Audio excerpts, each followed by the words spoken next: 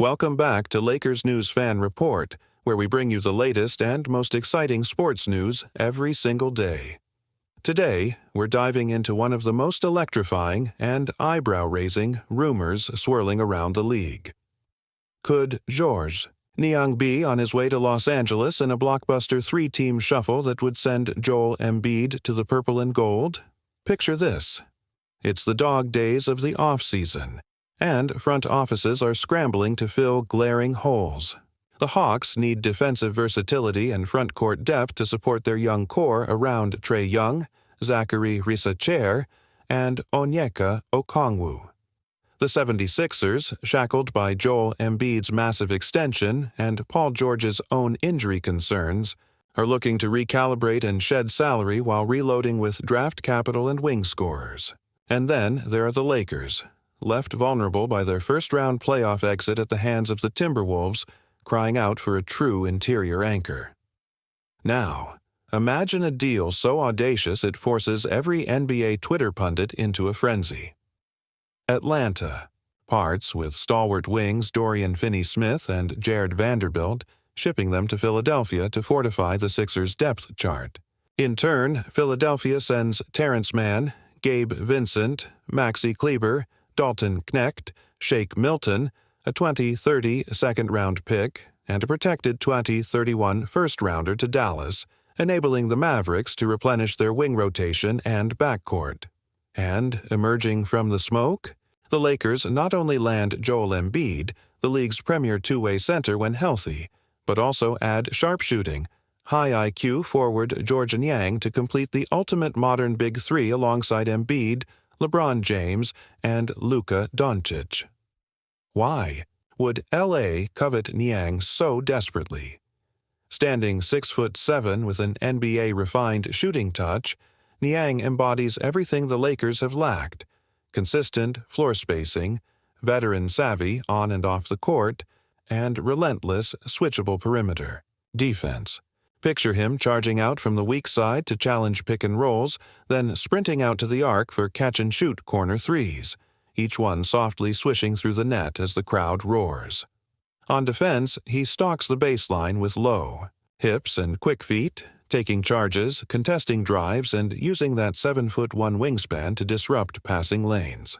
In late-game situations, with defenses collapsing on Embiid's post and help defenders clogging the paint to stop LeBron's attack, it's Niang who drifts to the corner, drawing the last rotation and launching the dagger triple that breaks and open the contest.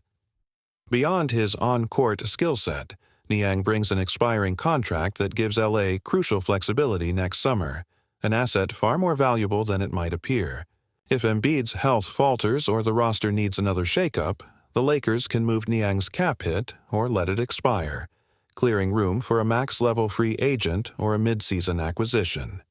Additionally, Niang's reputation as a consummate professional, renowned for his film study, his unshakable work ethic in practice, and his selfless willingness to glide into any role, perfectly aligns with Rob Pelinka's culture blueprint.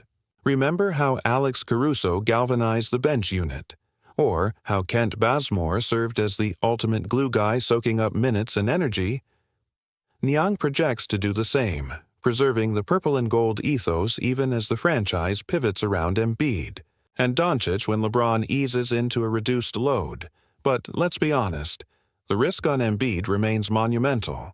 His storied injury history, foot stress fractures, persistent knee tendinitis, nagging back spasms, casts a long shadow over any acquisition. Committing to his 5-year, $248 million extension could hamstring the Lakers if he fails to stay. On the floor at an all-NBA level, what if a slight setback in March leads to months on the sidelines? Suddenly, LA is left shouldering a crippling cap burden, unable to chase the next big free agent or make a trade for a healthy center like Jaren Jackson Jr. or Nick Claxton. That's why including Niang in the outbound package is so critical. His expiring deal allows the front office to mitigate downside and retain the 2026 first-round pick as a lifeline. Picture the alternative. No Niang, no pick protection, and a full roster built around an aging Embiid coming off another long-term injury. The Lakers risk being overmatched in the regular season, forced to rely on supplemental players like Rui Hachimura or Max Christie, none of whom are proven defensive anchors. Without Niang's steady hand and lineup versatility, the second unit collapses, leading to blown leads and mid-season roster implosions. By contrast, with Niang in tow, his contract expiring, his veteran presence steadying the locker room, LA hedges against worst-case scenarios while still rolling out a fearsome frontcourt that no Western Conference team can match. This hypothetical deal may sound like pure off-season fantasy, but that's exactly where real, groundbreaking trades are born. Front offices love to test the market, to float mock proposals to gauge rival interest, and the Lakers are no exception. If Pelinka truly believes that Embiid, Doncic, and James can form an unstoppable triumvirate, he will need every tool at his disposal, including the quickness and shooting of Georges Niang, to tip the balance.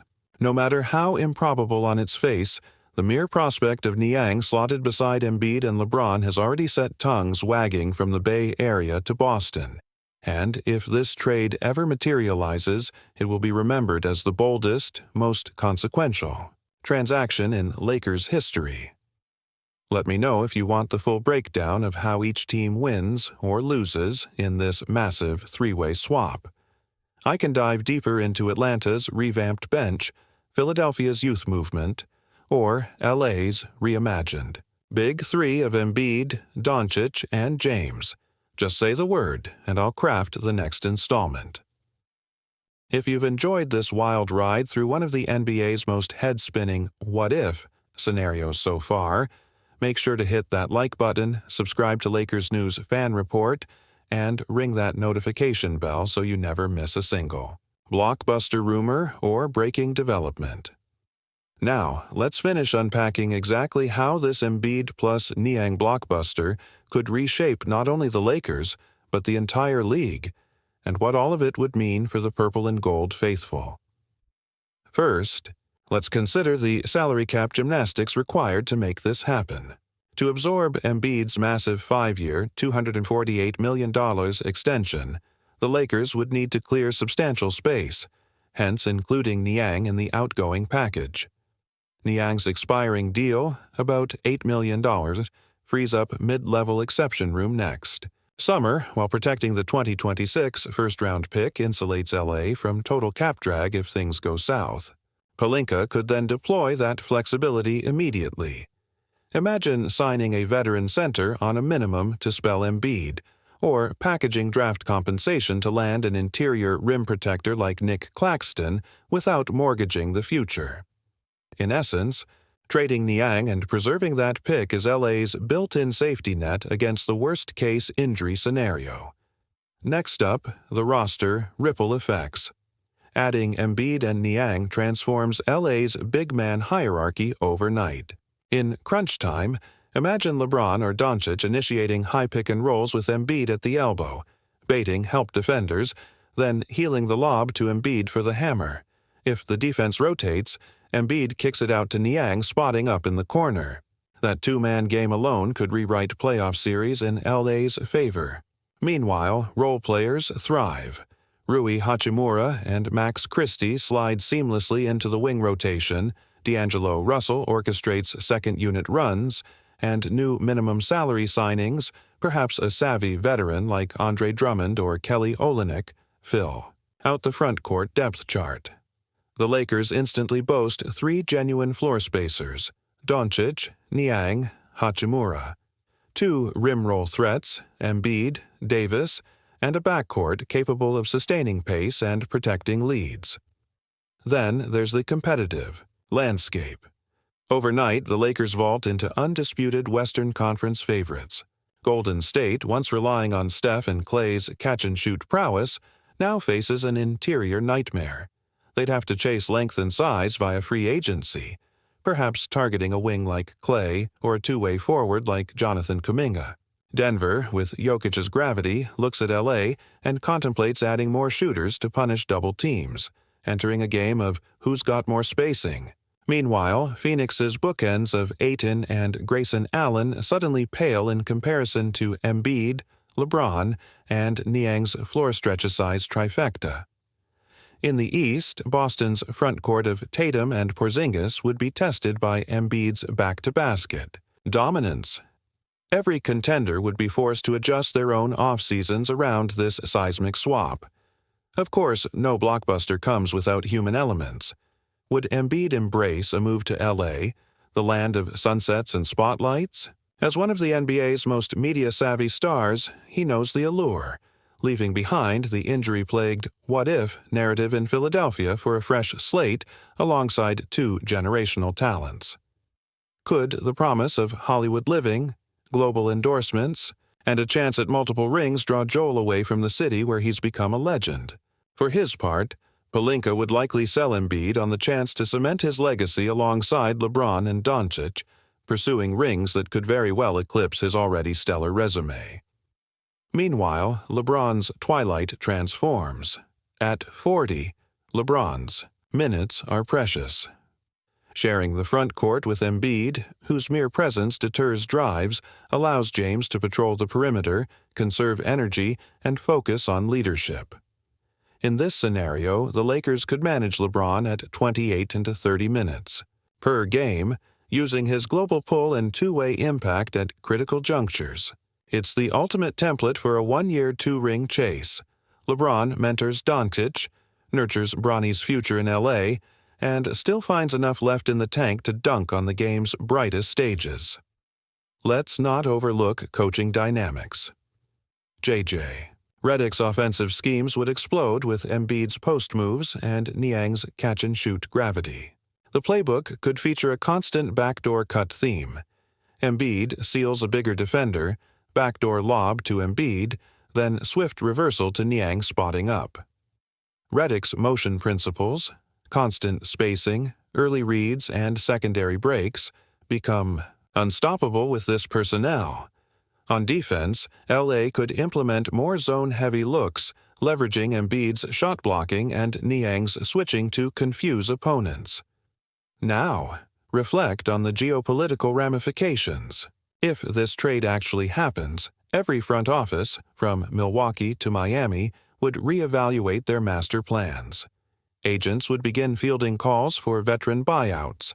Teams would move mid-round picks en masse, and fans would camp outside arenas in hopes of snagging new Embiid 23 jerseys. TNT, ESPN, and the NBA's own social feeds would blaze with debate. Will Embiid stay healthy? Can LeBron adapt to reduced load? Is LA still smarting from trading AD? The league's narrative would pivot entirely around the Lakers' shiny new Big Three. And let's file one final caveat for reality's sake.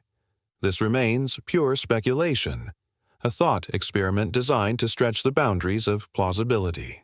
Daryl Morey's loyalty to Embiid complicates any move, the luxury tax penalties loom large, and the human desire for stability might outweigh pure championship chase. Yet, in the modern NBA, where the boldest trades rewrite history, never. Say never. So, Lakers fans, what do you think? Could your front office actually pull off a three-team behemoth to unite Embiid, Niang, James, and Doncic? Or is this simply playoff off-season fantasy fodder? Drop your hot takes in the comments, smash that like button if you want to see more audacious trade ideas, and don't forget to subscribe to Lakers News Fan Report for second-by-second analysis of every blockbuster rumor. Until next time, keep dreaming big, because in LA, the next headline could be right around the corner.